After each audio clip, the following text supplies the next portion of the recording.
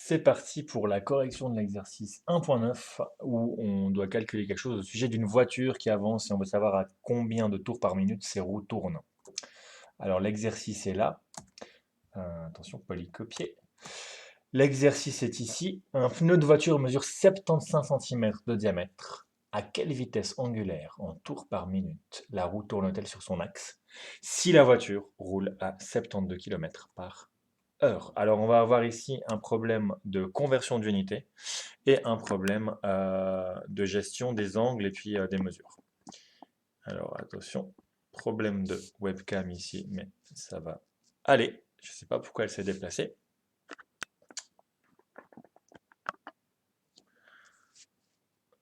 Voilà, pardon. Alors, que sait-on dans ce problème? On sait qu'on a une roue qui roule et son diamètre fait 75 cm. Donc le diamètre de la roue vaut 75 cm. Alors je vais tout de suite calculer quelque chose d'important, c'est le périmètre de la roue. Donc le périmètre de la roue,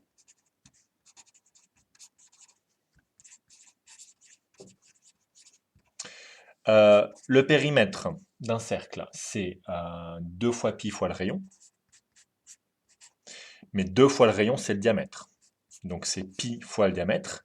Ici, on trouve 75 fois pi, et si on fait le calcul, on trouve à peu près 235,6 cm. Et ça, je vais le changer dans une unité qui me plaît plus, c'est le mètre. Je vais garder ça en mètres. Je vais dire que c'est environ 2,356 mètres. Ok, très bien. Première information. Deuxième information, on me donne la vitesse de la voiture.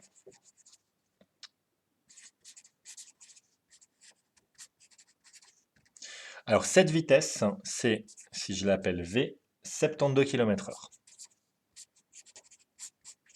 Et ça, je vais changer ça de nouveau dans une unité qui m'intéresse. Alors d'un point de vue longueur, j'ai utilisé des mètres ici, je vais utiliser des mètres ici aussi, j'y viens. D'un point de vue de l'exercice, qu'est-ce qu'on me demande dans cet exercice? On me demande de calculer la vitesse angulaire en tours par minute. Donc il faut que je me rapporte à des minutes. Donc ici, je vais diviser par 60. 72 divisé par 60 pour savoir combien de kilomètres par minute je fais. Si je fais 72 km en 1 heure, je divise par 60, je trouve le nombre de kilomètres que je fais par minute, et ça fait exactement 1,2 km par minute, et ça, c'est exactement 1200 mètres par minute. Maintenant, il faut que je me pose la question, comment j'utilise ces deux informations entre elles?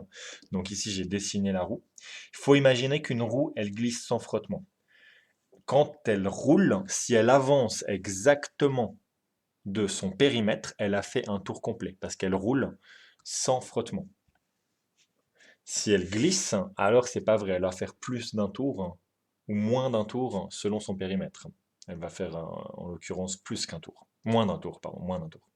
Mais ici, on imagine un modèle parfait où la roue, quand elle tourne, elle ne frotte pas, elle se contente simplement, je ne sais pas si je peux le remontrer d'une façon historique, de rouler en se déroulant. Donc, c'est exactement la longueur, la distance parcourue qui nous donne une indication sur le nombre de tours qu'elle a fait. Donc, de combien doit-elle avancer pour faire un tour? Exactement de 2,356 mètres. Combien de mètres fait-elle en 1 minute? 1200.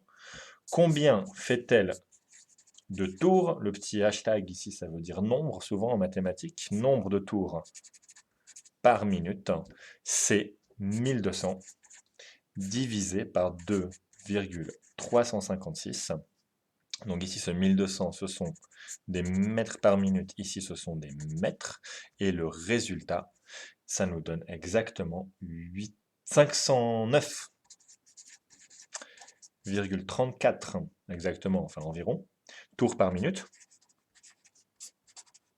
Si on divise ça par 60, on trouve 8,5 tours par seconde, ce qui je pense est une mesure un peu plus pertinente. On s'imagine mieux ce que ça veut dire qu'une roue tourne 8 fois en 1 seconde que 500 fois en 1 minute. Voilà pour l'exercice 1.9 où on n'a pas vraiment utilisé de radian ou d'angle, mais on a dû quand même comprendre le lien entre certaines grandeurs du cercle, un arc de cercle, le cercle en entier et une autre grandeur. C'était plutôt un exercice de physique qu'un exercice de maths, j'avoue. Au revoir.